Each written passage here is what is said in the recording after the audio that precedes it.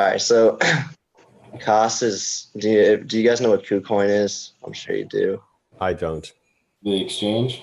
Yeah, KuCoin, the exchange. They pay, like, right now they pay 50/50 dividends on all transaction fees, but I'm pretty sure they go to 15.85 pretty soon. But their market cap like exploded to 2 billion when like the whole week when all coins were exploding. All Yeah, right, Austin, we talked about this on Friday. Remember that website? Oh, yeah. Yeah, that has that has when okay, so that is a weird website. We'll have a different conversation about that later. okay, so Cost is pretty much the same, but they have some differences in them. So Cost is a crypto exchange, a payment gateway, and a merchant platform. So right now they're working on their exchange the most. That's their main priority. But they also want to have it so you can use costs and stores so people can easily pay with costs. But I don't see that being adopted as much. But their merchant platform also, you can buy merchandise off of their website. The payment gateway and the merchant platform is not done right now, but Cost is still an early project and they're in beta stage. They don't even have a beta for the payment or merchant platform right now. So why the Cost token? The Cost has a smart contract that takes 50% of all fees and distributes them to token holders. Their token allocation snapshot occurs every Sunday, and tokens usually get distributed on that Tuesday. To participate in the token allocation, you need to hold Cost tokens either in your exchange wallet or program your external wallet address to call the smart contract. They have like easy to follow directions for this. And what makes this interesting is this is hard coded in their smart contract, so they cannot change this. And I'm sure if it did, they would lose all support from the community. This is different from KuCoin since they're changing their they call them dividends too, which I think is going to have some issues with security issues. And Cost claims that since they use a smart contract and they're just distributing tokens to token holders, that they're not dividends, and so they're technically not a security.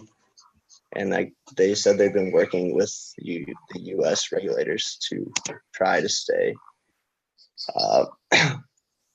not, or I don't know how to say that. All right, so the team, they're very active with the community. They're always asking for feedback, very transparent. The team's pretty small.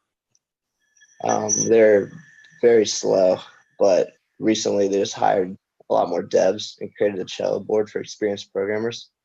The Cello board had a bunch of feedback, and they have over 70 active members now. And I've been following Cost for a couple of weeks now, and I've seen dramatic improvements with their exchange in just those 2 weeks. So what's next for Cost? So they have 30 pages of community feedback that they've been getting and keeping, and they've been releasing updates every 3 days. And I've seen some of these updates, and they're definitely coming through with their promises for these. And they just confirmed multiple trading promos ranging from 100K to 1 mil. They actually have a 500,000 promo up right now. Cost is still a young project, but they have a lot of big updates from March. They're releasing a new engine, which will include an API and a new UI, which should increase trading volume. Trading bots definitely do a lot of volume on exchanges, so that'll help a lot. They're also implementing fiat trading pairs. They confirmed this with their bank partner, which is also part of their prepaid crypto cards. The fiat alone should increase their volume a ton if that's true.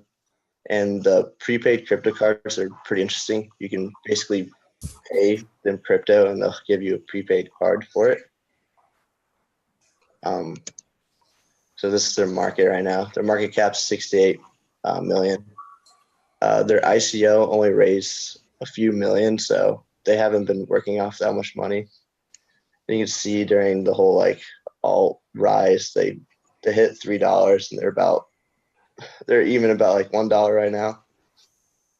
They're at like 10 cents right before it. So they have circulating supply of 62 million, total supply of 104 million, max supply of 200 million. They said they're holding some reserves to fund for later add-ons and stuff. Their exchange volume is ranked 88, and they had 2.3 million today. So buy it. I think it's a high risk, long-term buy. Their exchange isn't very good right now. What is it? It's in beta. Demand for exchanges is growing, and they're very transparent exchange. I've seen them refund multiple customers and currently having 100% token allocation due to an exchange bug a couple weeks ago. So basically I don't know how they messed this up, but they had their limit orders go in as market orders, so it screwed over a bunch of people because there's not that much volume on it. So they went up like probably 10% just to buy it, and they refunded everybody's money that got screwed over by it, and they're currently doing 100% token allocation because of it. And they have an extremely involved community that's always giving back critical feedback, suggestions for their exchange, and Coss has been updating basically suggestions. So, does anybody have any questions about it? Do you know who their bank partner is? No, they did not release that. Like the First National Bank of Anvu or something like that. Do you know if they intend to issue physical cards, prepaid cards, or are they going to be tokenized digital cards, or? They're supposed to be physical. It sounds like Life. Sounds like Lifecoin in that respect. I was gonna say it sounds pretty similar. And also the fees, the 50% fees go from anything for the exchange, for the markets, for taking money out and putting money in. All the fees get distributed. So I've seen this kind of profit sharing exchange model crop up, like you mentioned, KuCoin, Coss, some other smaller exchanges. Have any like differentiating point? What do you say? Does Coss have any like big differentiators that I mean, I get that it's going to maintain its current profit sharing level, and I think the 100% allocation helps a little bit too, even if it was an accident. Yeah. I'm just wondering, are there any key differentiators that would make this long-term hold like you suggested more than mainly the reason why I would buy it is based on the community alone. They're very involved. A lot of people helping, giving comments, people putting code on Reddit and stuff just to help out. A lot of people writing articles and stuff, and I've seen projects with low market caps and a lot of people shilling it. Well, they're not really trying to shill it right now. They want to update it first to be able to handle more volume. But just everybody's writing about it, giving good reviews about the team, and I can just see that just boosting the price up in the future. Sweet. Do they have any plans? I know they'll get paid through the exchange fees, but it sounds like they didn't raise a lot of capital to begin with. Do you know if they have any other additional plans for maintaining, like competing in terms of how much capital they have versus a lot of these other ICO? I'm not really sure. I know they said they have a bunch of costs that they're going to slowly sell off to be able to fund for later. But Gotcha.